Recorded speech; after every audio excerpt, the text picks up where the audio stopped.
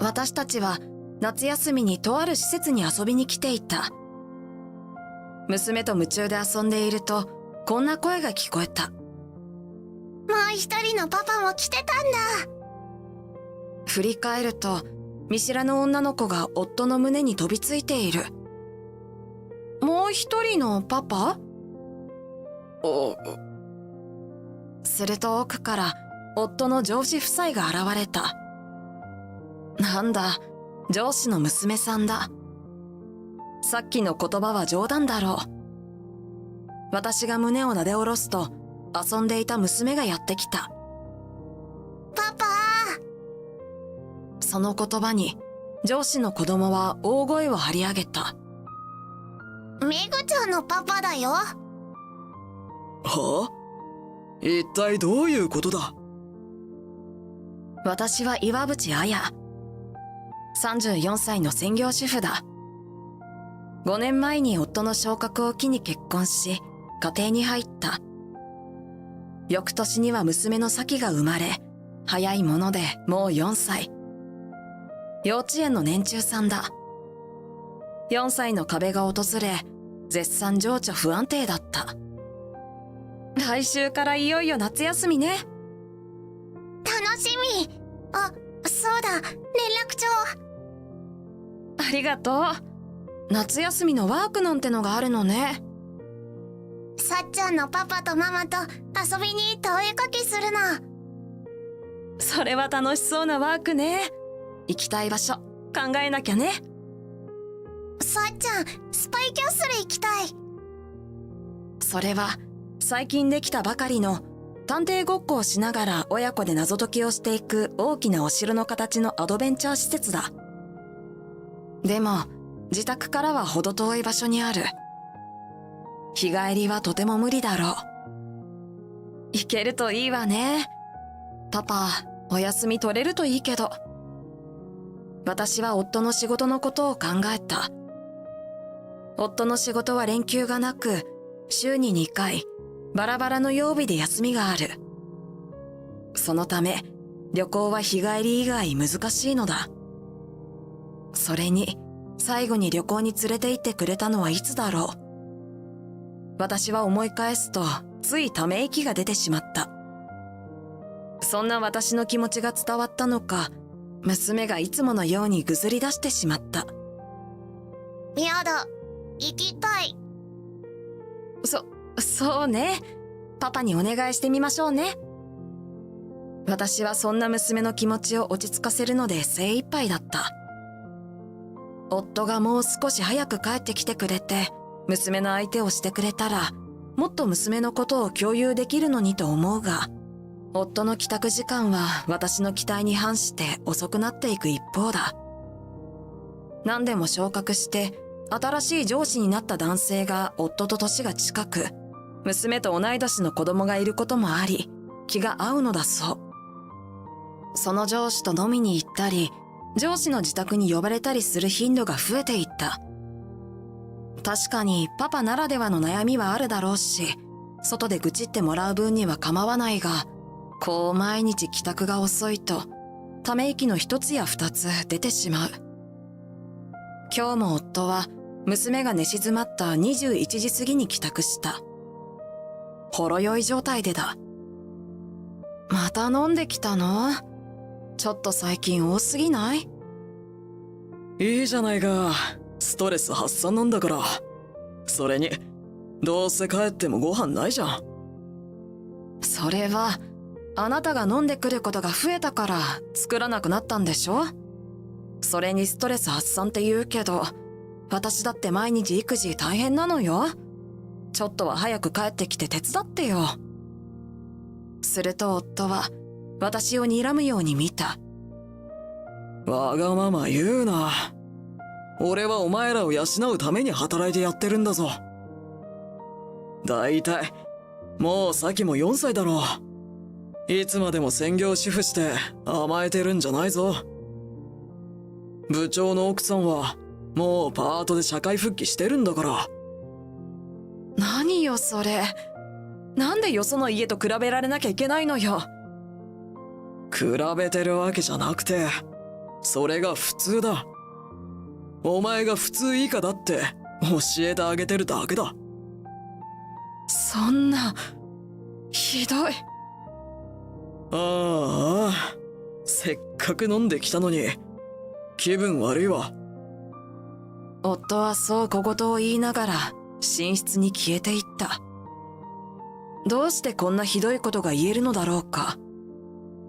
今時専業主婦は甘えなのだろうか。私も社会復帰するべきなのだろうか。結局旅行のことを話題にすらできなかった。私はまた一つため息を重ねた。しかし、冷静に考えてみると、私は確かに最近娘と自分のことしか考えていなかったのかもしれない。夫が言うことも一理ある。社会復帰することで生活費の足しにもなるし、同じような境遇のママ友にも出会えるかもしれない。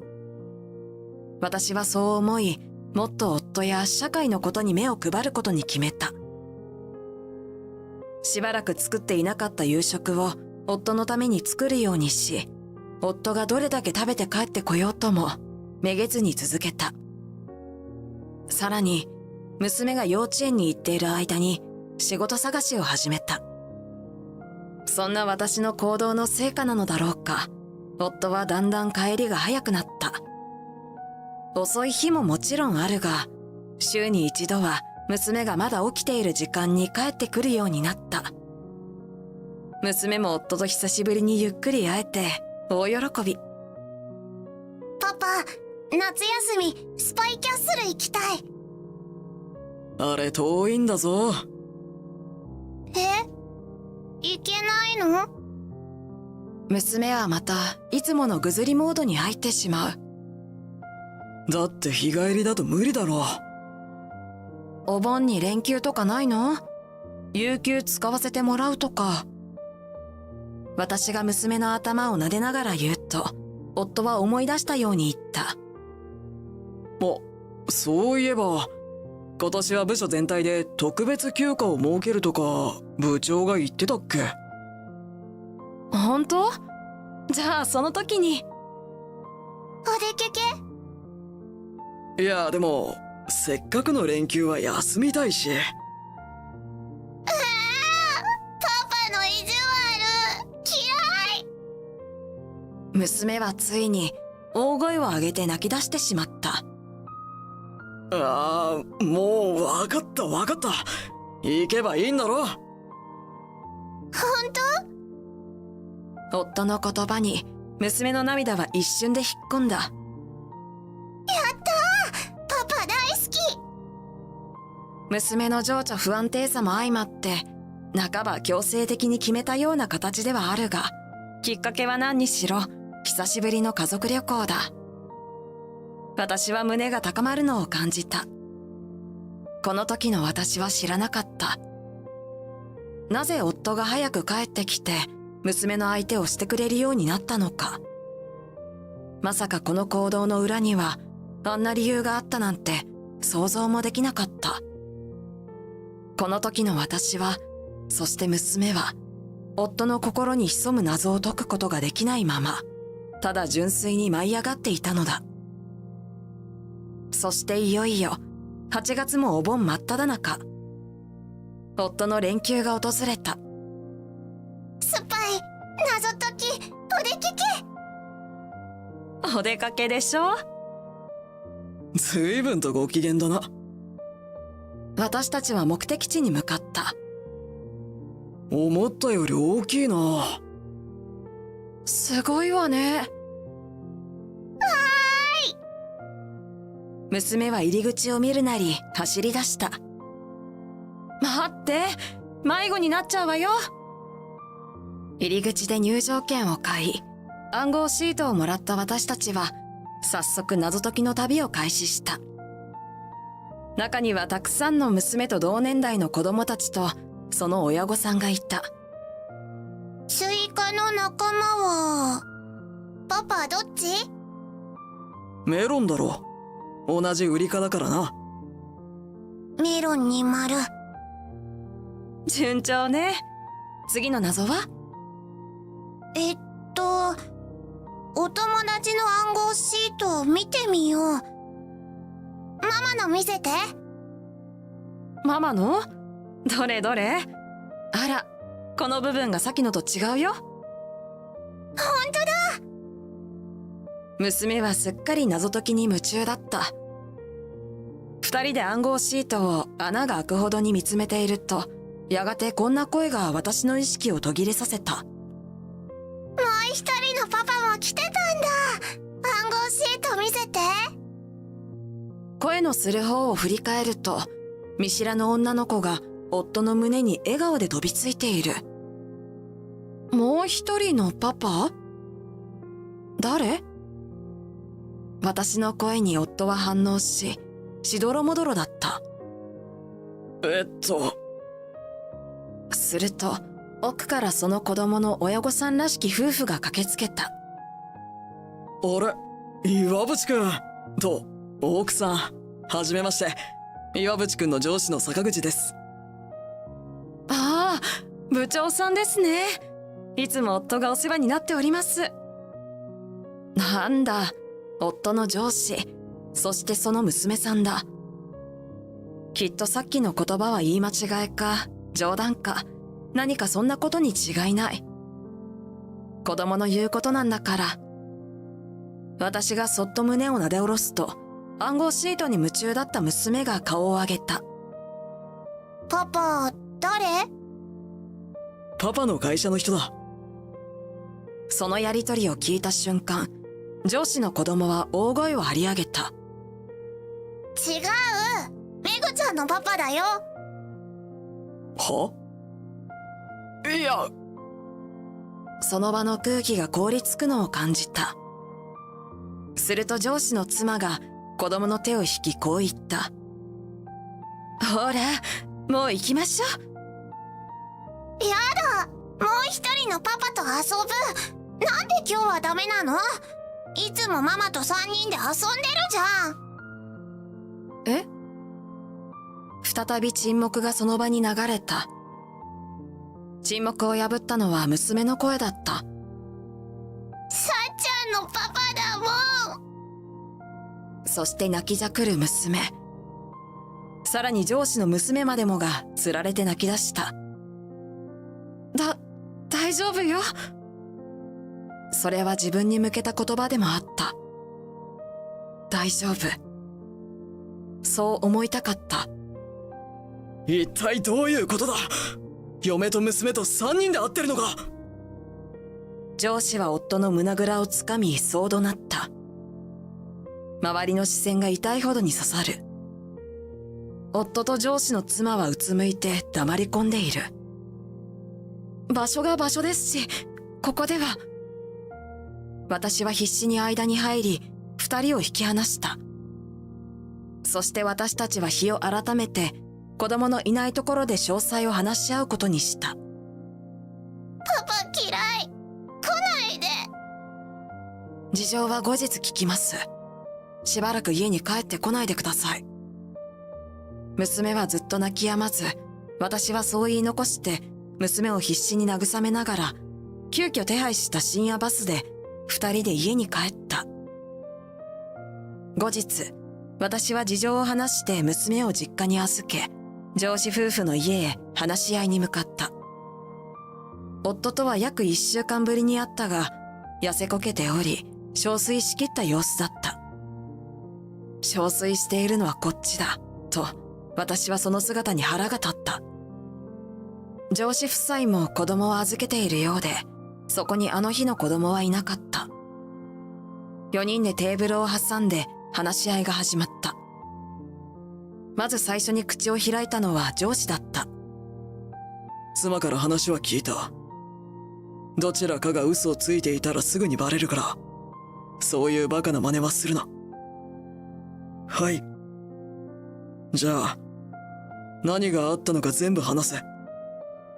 すると夫はゆっくりと口を開いた。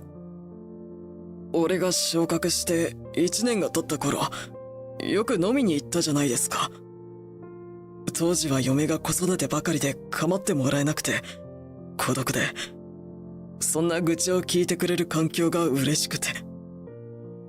それで部長の家にお邪魔した時に、ゆかりさん、部長の奥さんはうちと同い年の子供がいるのに嫁よりどこか余裕があって、そんな姿に惹かれて、流れで連絡先を交換して二人で会うようになって、それからだんだん嫁とゆかりさんを比べるようになって、ゆかりさんも仕事ばかりの部長よりも俺の方をよく思ってくれるようになって、娘さんの相談事とかいろいろ聞いてあげている間にもっと親しくなって、俺ももっといいアドバイスができるように4歳の子供の扱いを学ぼうと思って。私はとても聞いていられなかった。すべてが自己都合の言い訳で、ないものねだり。上司と飲みに行っていたのは最初の頃だけ？最近早く帰ってきていたのも、よその子育てのアドバイスのために、自分が子育てを学ぶため？信じられない。私はとても苦しく、口を開くと涙がこぼれそうで、そんな夫の言い訳を止めることすらできなかった。その時だった。鈍い音が部屋中に響き渡った。いて、お前本当に自分勝手だな。自分が孤独だった。なんだそれは。構ってもらえないんじゃなくて、お前が構ってあげなきゃいけなかったんだろ。どいつもこいつも自己都合の言い訳ばかり並べやがって。上司は顔を真っ赤にして、夫と上司の妻を交互に睨んだ。すると夫は信じられない言葉を放った。自己都合の言い訳？自己都合なのはどっちですか？部長たちが自分たちの仕事や子育てでいっぱいいっぱいだから他に気持ちが向いたんでしょう。元をたどればそっちが元凶なんですよ。私はこの言葉に一気に夫への感情が失せた。もう嫌いという感情を通り越して夫という存在がどうでもよくなった。なぜこの人を愛し結婚し浮気されて悲しんでいたのか、それすらわからなくなった。私は静かに口を開いた。そうですか。私たちが悪いというのね。あなたがそういう考えの持ち主だと知れて、早々に見切りをつけることができてよかったかもしれないわね。ではこれから慰謝料と養育費の精算よろしくお願いしますね。すると夫は事の重大さに今更気がついたのか、冷や汗を流し始めた。上司の奥さんもガタガタと小さく震えている。違うんだ。そうじゃなくて、お互い悪かった。お互い悪いところを直す。そしてまたリセット。それでいいだろう。浮気したことは謝るから。だから、は？何それ。この後に及んでまだこっちにも落ち度があると本気で思っているの？大体黙って聞いていればここまで一切サキのサの字も出てこない。それでもサキの父親なの？私がこれまでどれだけ苦労して一人で子育てを頑張ってきたと思ってるの？あなたはまだ父親になれずに孤独だ、構ってくれなかったって、そんな主張子供以下よ。あの日思い出を作ろうと楽しみにしていたサキの、そして部長さんの娘さんの心を傷つけたこと、どう責任取るの？それはサキとめぐみには申し訳ないと思ってる。そんな後付けの謝罪もういいわ。これ以上話しても拉致が開かない。離婚よ。あなたとそれから奥さん二人とも後日弁護士を通して連絡します。そんな、どうかこの通りです。離婚だけは考え直してくれ。私はうなだれる二人を無視し立ち上がった。この度は本当にご迷惑をおかけし申し訳ありません。こちらこそ申し訳ありませんでした。私は上司と挨拶を交わし、その場を後にした。後日、私は宣言通り夫と離婚し、弁護士を通して元夫と上司の妻にそれぞれ350万円の慰謝料を請求した。もちろん元夫には娘が成人になるまでの養育費もだ。上司夫妻も上司が上司の妻と元夫に慰謝料、そして上司の妻に養育費を請求する形で離婚した。それから元夫は会社にも今回の一件がバレ、地方の窓際部署に左遷となった。慰謝料と養育費の支払いで全ての財産を使い果たした元夫は、今は毎日を生き抜くお金を捻出するので精一杯。給料日が来るまでろくな食事も取れない状況が続いているらしい。そのせいで仕事もままならず、新しい部署での信頼も皆無とのことだ。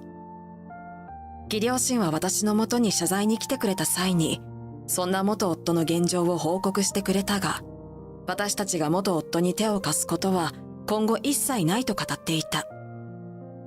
一方の私は、支払われた2人分の慰謝料と養育費の一部を使い、近くのマンションに引っ越した。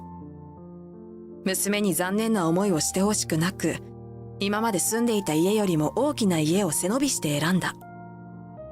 そして、以前から調べていた仕事に思い切って応募し、パートタイムからではあるが、社会復帰することになった。娘はまだ全てを理解することはできないだろうが、時が来たら少しずつ話をしようと思う。それにしても、娘には夏休みの最悪な思い出を塗り替えるような素敵な経験をさせてあげないと。私はそう思い、遊びに出かけようと行き先をスマホで調べていた。ママ、見て。ん？どうしたの？さっちゃんの夏休みのワーク、できたよ。え？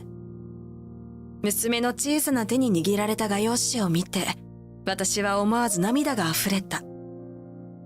そこには、娘が大好きなものが詰め込まれた大きくて綺麗なお城と、娘の笑顔、そして私の笑顔が。さっちゃんとママのお城にお引っ越しした絵。あれ？ママ、なんで泣いてるの？ママの顔変だった？違うわ。すっごく素敵な絵だったから感動したのよ。これからこのお城で2人でたくさん思い出作ろうね。楽しみ。ママ、ありがとう。こちらこそありがとうね。生まれてきてくれて。私は娘の小さな体を思いっきり抱きしめた。